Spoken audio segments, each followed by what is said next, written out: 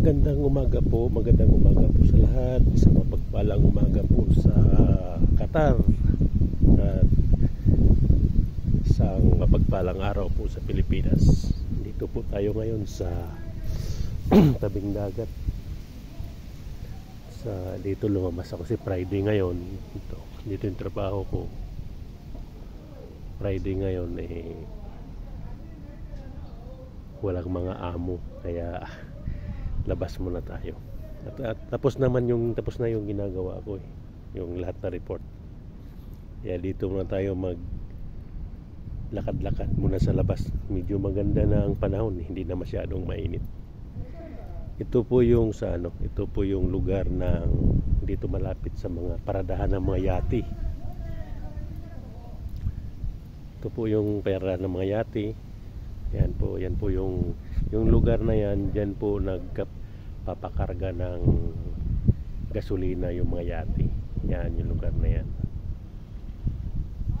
Saka yung paradahan ng mga yati, yan dito po. Yan, papakita ko po sa inyo.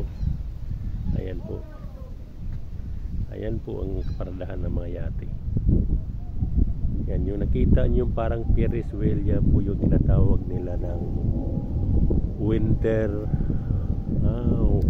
Wonderland. Yan po yung parang may Ferris wheel.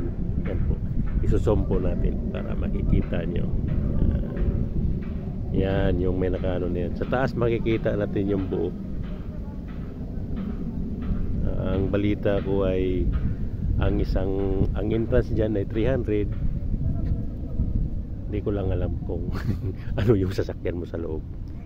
Pero hindi pa ako nakarating dyan. Natatanaw ko lang. Nakikita ko lang yung nila. Magkano yung entrance. Dito po tayo ngayon. Medyo masarap ng hangin sa umaga. Para ng Pilipinas yung simoy niya. Mag-October na kasi. Ayan po. Pakalinaw po ng dagat dito. Alam niyo po yung isda dito napakaamo. Kaso bawal naman kasi mangisda dito, malaki ang multa. Ay hindi medyo malabo ang tubig ngayon, hindi katulad dati. Ayan kita nyo po yan. Yan yun po yung mga paradahan ng yati. Po yung yan. Marami nag-exercise dito tuwing umaga, nagja-jogging. Ito po yan napakatahimik na lugar dito. Walang katao-tao. May ang bantay ang tao dito, security. Kasi alas 8 na kaya ganun talaga.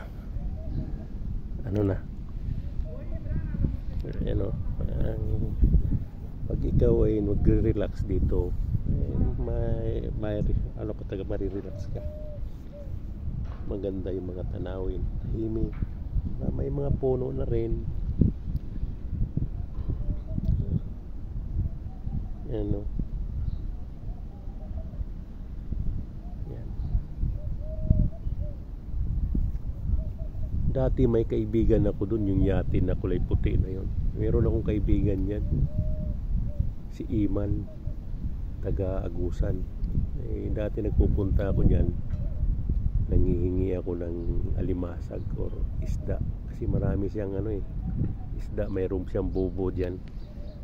Hindi ko na nakikita o nasa na si Iman ngayon. Nawala kasi yung number niya sa akin. Ngayon kasi medyo mahirap na pumasok dyan. Wala kang kakilala sa loob. Yan po. Dito lang muna yung short video. Paki-like na lang po, paki-follow at paki-share para po madagdagan po yung aking viewers. Maraming salamat po. God bless po sa inyo. God bless.